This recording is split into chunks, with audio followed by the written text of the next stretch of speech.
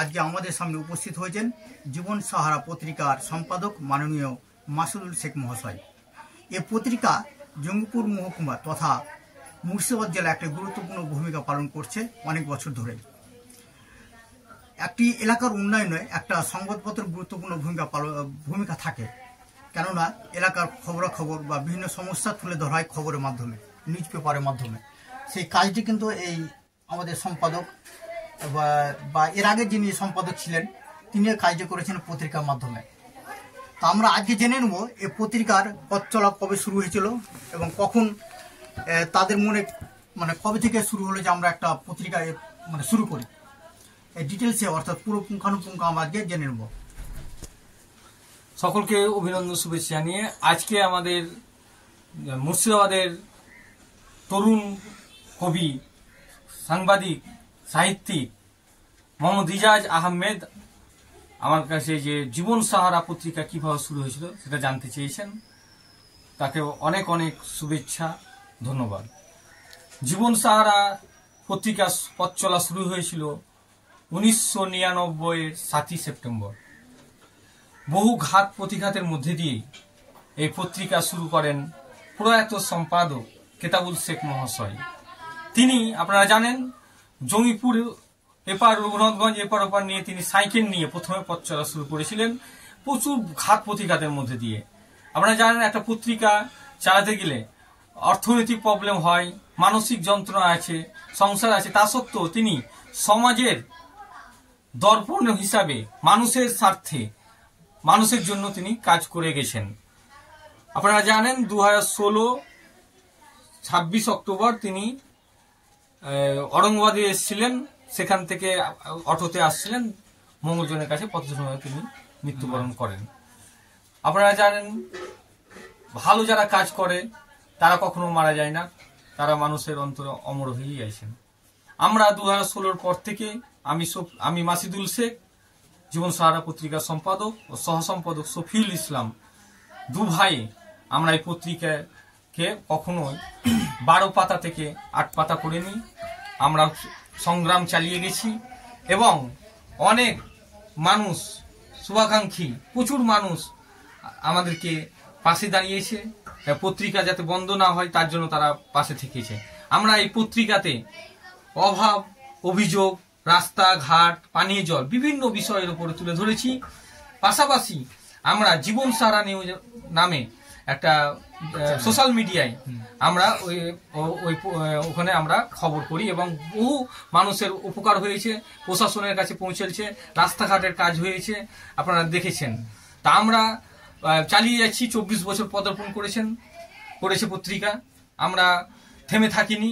চরম কষ্ট, চরম অসুবিধা থাকা সত্ত্বেও সমাজের দর্পণ হিসাবে আমরা কাজ করে যাচ্ছি। আপনার পত্রিকাটা পাক্ষিক, সাপ্তাহিক না মাসিক? আমাদের পত্রিকা পাক্ষিক, মাসে 2টো বের হয় এবং সোশ্যাল মিডিয়ায় প্রতিদিন আমরা জীবন সাহারা নিউজ দিয়ে আমরা প্রতিদিন খবর করি এবং মানুষের অভিযোগ তুলে ধরি। সোশ্যাল মিডিয়া চ্যানেলে অর্থাৎ আপনারা আপনার পেজে লাইভও করেন? আমরা লাইভও তৈরি এবং বছরে আপনাদের কোনো অনুষ্ঠান হয়? আমরা প্রতি বছরে আমরা জীবন সাহারার 24 বছর পদার্পণ, তারপর 25 বছর আমরা করব। প্রতি বছরে আমরা একটা করে অনুষ্ঠান আমরা রবীন্দ্র ভবনে আমরা করি। সন্ধ্যের চতুর্থ স্তম্ভ, বর্তমানে তো সংবাদপত্রের ভূমিকা নিয়ে মানুষ অনেকে প্রশ্ন তুলছেন, সে ব্যাপারে আপনি কি বলবেন?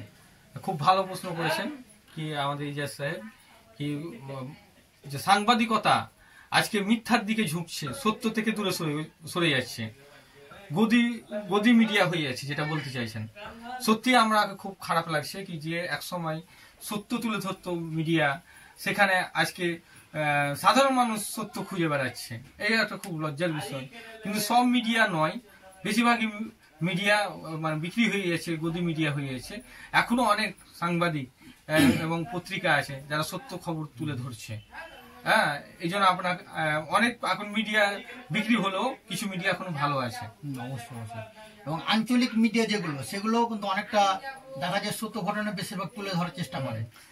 আরেকটা বলি আপনাকে, পাশাপাশি আপনি যখন বললেন সবচেয়ে আমার সোশ্যাল মিডিয়া হয়, আমি একসময় লিখেছি কি সোশ্যাল মিডিয়ার দিন শুরু আর যারা বাজারি মিডিয়া, যারা মিথ্যা কথার দিন শেষ। তো সোশ্যাল মিডিয়া হওয়াতে এখন অনেকটাই সত্য খবর উঠে আসছে। ধন্যবাদ। আচ্ছা, আপনার দু ভাই সম্পাদক, আপনি মাসুদুল শেখ, আরেকজন আছেন সহসম্পাদক শফিউল ইসলাম। শফিউল ইসলাম। উনিও শুনেছি উনি একটি চ্যানেল সোশ্যাল মিডিয়া খুলেছেন ইতিমধ্যে। উনি একটা জীবন সাহারের একটা শাখা, তিনি একটা যে জীবন সাহারা যে মুসাফির টিভি, ওটাও খুব সুন্দর হচ্ছে।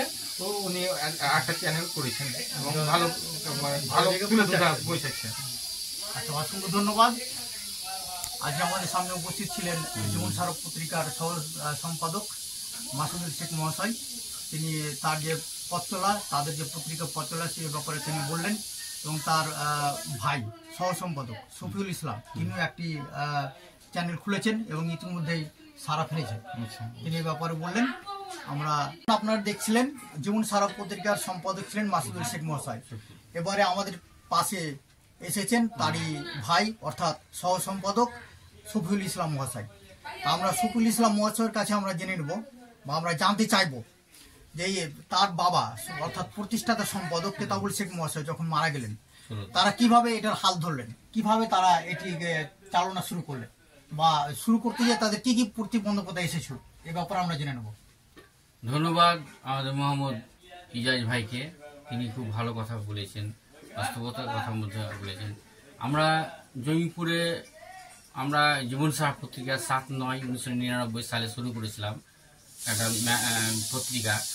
তো প্রথমে 2 পাতা দিয়ে শুরু করেছিলাম, 2 পাতা থেকে আজকে 12 পাতা।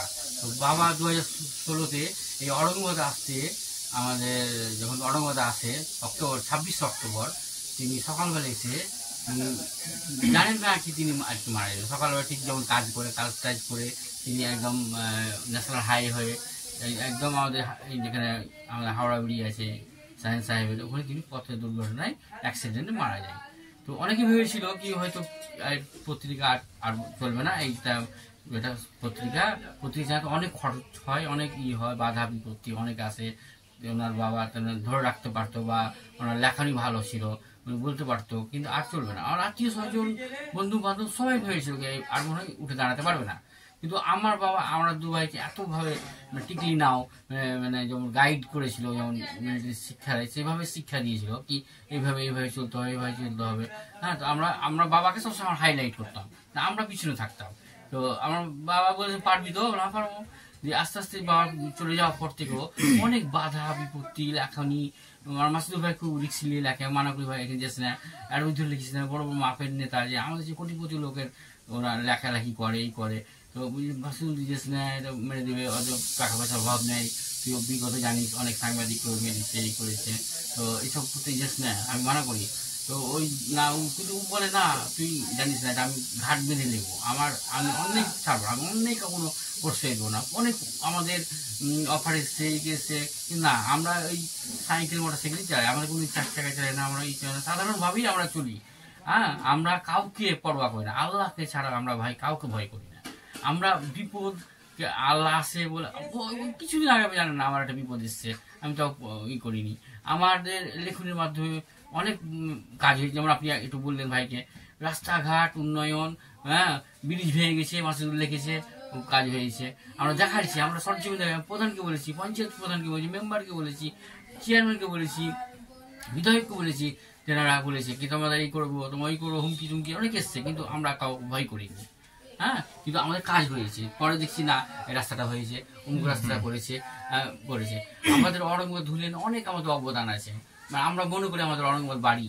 ইজাজ ভাইদের মতো লোক আছে, শামসুদ্দিন আছে, আমাদের আরো বিভিন্ন, আমাদের হয়তো নাম আসছে না, বিভিন্ন আমাদের সহযোগিতা করেছে।